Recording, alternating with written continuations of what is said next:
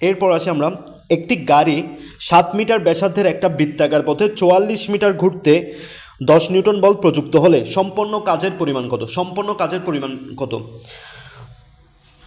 যদি তুমি কোনো কোয়েশ্চেনে বৃত্তাকার কিছু বলবে, বৃত্তাকার যদি কিছু দেখো, বৃত্তাকার কিছু দেখলে কাজের পরিমাণ হবে আমাদের জিরো।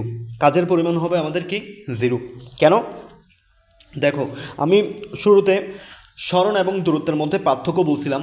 স্মরণ এবং দূরত্বের মধ্যে পার্থক্য হচ্ছে, তোমার দূরত্ব হচ্ছে তুমি যে পথটা অতিক্রম করছো সেই সম্পন্ন পথটাই হচ্ছে তোমার দূরত্ব। আর স্মরণ হচ্ছে যে পথটা অতিক্রম করছো তার শেষ বিন্দু এবং প্রথম বিন্দুর মধ্যবর্তী দূরত্বটাই হচ্ছে তোমার স্মরণ। অর্থাৎ ধরো এটা হচ্ছে আমাদের একটা কি বৃত্তাকার পথ, এটা হচ্ছে আমাদের কি একটা বৃত্তাকার পথ, এটা হচ্ছে আমাদের একটা বৃত্তাকার পথ। তুমি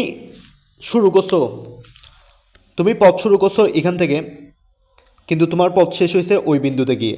তাহলে তোমার কি মধ্যবর্তী দূরত্ব কিছু আছে? মধ্যবর্তী দূরত্ব কিছু নাই, অর্থাৎ জিরো। জিরো হওয়ার কারণে আমরা জানি ডাব্লিউ সমান কি? ডাব্লিউ সমান হচ্ছে আমাদের mgh। এইচের মানটা আমাদের কি হয়ে যায়? জিরো হয়ে যায়। যার কারণে আমাদের কাজের পরিমাণ কি? কাজের পরিমাণ হচ্ছে আমাদের জিরো। আনসার হচ্ছে আমাদের কি? ক। এবং তোমাকে কোয়েশ্চেনটা ঘুরিয়ে দিতে পারে। যেমন তোমাকে বলতে পারে একটা সুতায় একটা বল বাধা আছে, বলটাকে ঘোরানো হয়েছে, ঘোরানোর ফলে তার কাজ কত হয়েছে? তাও জিরো। বৃত্তাকার কিছু দেখলেই জিরো বসাই দিবা, শেষ।